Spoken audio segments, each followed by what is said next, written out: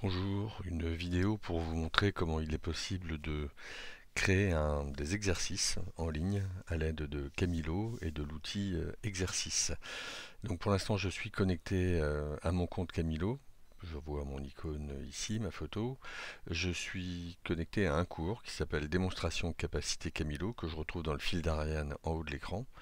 Et dans ce cours, j'ai activé un certain nombre de modules, le module des documents mis à disposition des étudiants, les liens, les annonces, le glossaire, un forum, un chat, la remise de travaux, le partage de documents, l'agenda, et je vais vouloir paramétrer des exercices pour les étudiants. Alors avant même de mettre à disposition des étudiants en ouvrant l'œil qui est ici, je vais aller créer des exercices en cliquant sur le bouton.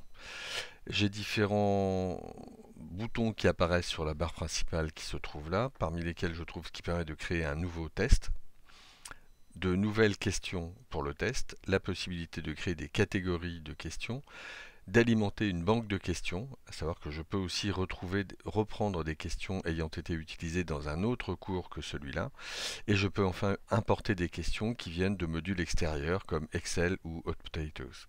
Et enfin, je peux nettoyer mes exercices, supprimer les résultats de tous les exercices. Ensuite, je crée un nouveau test, on va lui donner un nom, essai de test. J'ai des paramètres avancés sur lesquels je reviendrai tout à l'heure. Je poursuis tout simplement avec la création de questions. Dès que je valide dans mon fil d'Ariane, je suis donc toujours dans mon cours, dans le module exercice et dans le test que je viens de créer et qui s'appelle essai de test. J'ai la possibilité donc de me balader à l'intérieur de cet exercice, de ce test. Et je peux surtout créer des questions. Voilà tous les types de questions qu'il est possible de créer. Ça va des questions à réponse unique, des questions à réponse multiple, la possibilité de remplir des blancs, des exercices à trous, la possibilité de créer des paires, une liste comment dire, de villes par exemple et les pays correspondants en face, la possibilité de faire des questions ouvertes, des zones à identifier sur une image, des combinaisons exactes, la réponse unique comme celle-ci, mais avec l'option je ne sais pas, la réponse multiple vrai-faux et je ne sais pas, avec un degré de certitude, et ainsi de suite. Question calculée, sélection d'images parmi plusieurs propositions, mettre en ordre un texte qui serait en désordre, apparier mais de façon graphique, ce qui serait un peu différent de ce que l'on avait ici, et puis enfin la possibilité également d'annoter un élément, un schéma, et voire même de faire de la lecture rapide. Donc je vais simplement créer des questions plutôt simples pour commencer. On va commencer par question à réponse unique, la première.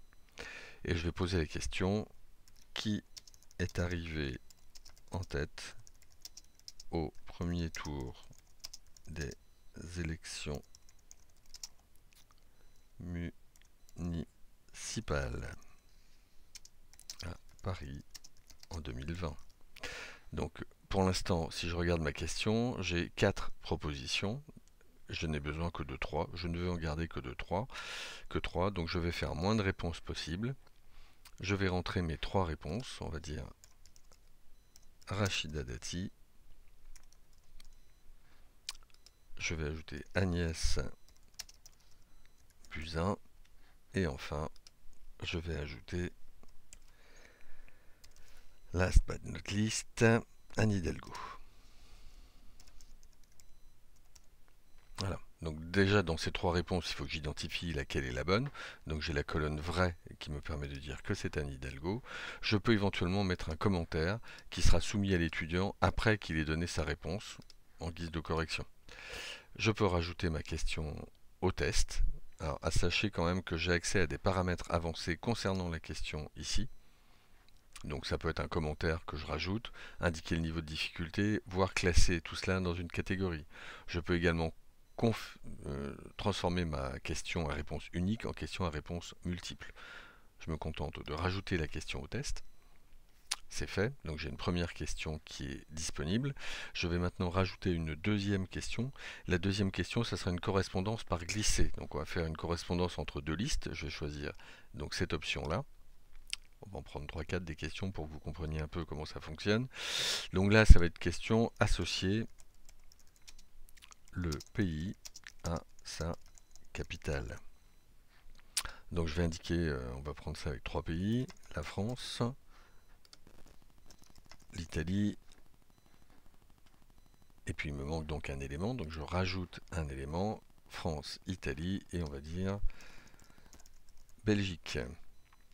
L'idéal, c'est de mettre les réponses dans un autre ordre, parce que même s'il y a la possibilité de mélanger les infos, Camilo le fait pas toujours très très bien. Donc on va dire Rome comme première possibilité de réponse, puis Bruxelles, et enfin Paris. À moi de préparer maintenant la bonne réponse, il faut que je lui fasse comprendre que dans... On va d'abord quitter la messagerie qui est restée ouverte, que la question 1, France, correspond à la réponse C, donc c'est ce que j'indique ici. La question 2, Italie, correspond à la réponse 1, à savoir Rome. Et enfin, pour la Belgique, c'est la réponse B qui est là. À moi de déterminer également le nombre de points que j'accorde pour chacune des questions. Je vais peut-être dire que j'accorde, on va dire 10 points, effectivement, pour chaque bonne réponse maximum. Donc il y a un score maximum de 30 points sur cet exercice-là. Si c'est bon, je peux rajouter la question au test. C'est fait. Troisième question que je pourrais créer, remettre une phrase en ordre. Alors on va pour ça créer une question de type ordonnancement. Voilà, donc c'est remettre la phrase en ordre. Et je vais proposer donc différents éléments. Alors on va dire that is. Peut-être pas mettre de majuscules, voilà. Plus d'éléments. To be. Encore d'autres éléments, encore un. Encore un. Voilà. To be. Or not.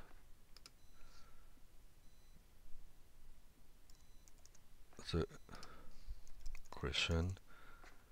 Alors, to be or not. Il manque un to be. To be. To be or not to be. That is the question. Ok, donc là j'ai toutes mes questions. Je mets le score que je souhaite pour chacune de ces réponses-là. J'ai mis 10 points, très bien. Ça, c'est des choses évidemment sur lesquelles il faut un peu plus travailler que je ne le fais là. Je choisis l'orientation des propositions. Ça sera à l'horizontale. Vous verrez à quoi ça correspond tout à l'heure. Je rajoute ma question au test. Puis enfin, on va rajouter un dernier type de question, juste pour voir comment elle s'organise. Celle-ci, par exemple, qui est identifier des zones sur une image. Donc je clique et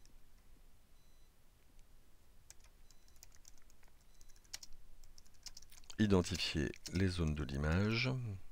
Voilà. Donc je vais déjà choisir l'image que je vais utiliser. Donc je vais prendre une image que j'ai sur mon bureau, qui est une image toute simple. Voilà, c'est une photo de la conférence sur Dreyfus. Je choisis cette image-là. Et maintenant je vais dire aller à la question. Alors il faut un tout petit peu de temps pour que ça s'active. Voilà, on y est. Donc la photo a bien été chargée. Première chose, description de la zone. On va dire par exemple, je veux identifier les lunettes.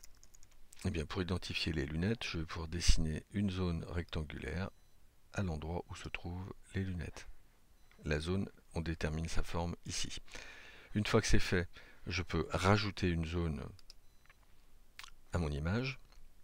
Donc il me propose une deuxième. On va dire que cette fois-ci, ce qui m'intéresserait, c'est de repérer les oreilles. Et cette fois-ci, je ne vais pas prendre une zone carrée, mais je vais prendre une zone elliptique. Et je vais dessiner une zone elliptique au niveau des oreilles. Et puis enfin, dernière chose, je vais rajouter une zone. Et je vais rajouter une zone qui va s'appeler moustache.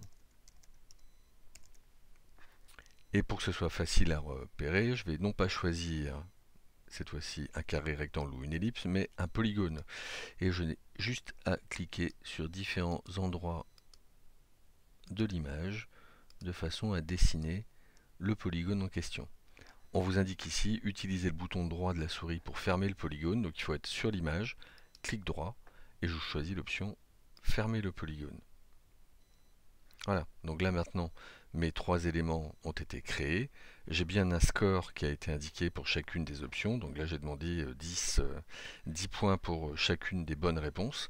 Je rajoute la question au test. Alors, dernière chose que j'avais oublié de régler, c'est qui est arrivé en tête au premier tour des élections. Je vais modifier la question, donc pour ça, au bout de la ligne, j'ai le crayon qui me permet de rééditer la question. Et je vais indiquer ici que quand la bonne réponse est donnée, je veux un score de 10 points, ce qui fera un total de 100 sur l'ensemble de mes exercices. Mais je veux enlever des points, c'est une possibilité, enlever des points si une mauvaise réponse est donnée. Dernière chose également, si je souhaite indiquer une valeur décimale, c'est le point qui sert de décimale et non pas la virgule. Je modifie la question. C'est fait. Donc voilà, mon test est prêt. Donc maintenant que mon test est prêt, je pourrais voir comment on le passe. Et tout ça, il me suffit de revenir à la racine de l'exercice. À la racine d'exercice, je trouve bien l'exercice qui s'appelle essai de test, qui est là. Et quand je clique dessus, j'ai la possibilité de démarrer le test et de voir comment il fonctionne. Donc actuellement, vous voyez qu'il me propose les options exactement telles qu'elles sont dans le questionnaire. Donc je vais mettre Anne Hidalgo. J'associe le pays à sa capitale, donc c'est France, Paris, Italie pour Rome et enfin Belgique pour Bruxelles. Question suivante. Et là, remettre la phrase en ordre, donc ça va être to be or not to be. That is the question. Question suivante. Identifier les zones de l'image. Donc là, on vous dit cliquez maintenant sur lunettes. C'est fait. Cliquez maintenant sur oreille. C'est fait. Cliquez maintenant sur moustache. On va se tromper volontairement. Je vais indiquer le menton. Voilà. Donc les zones ont été sélectionnées.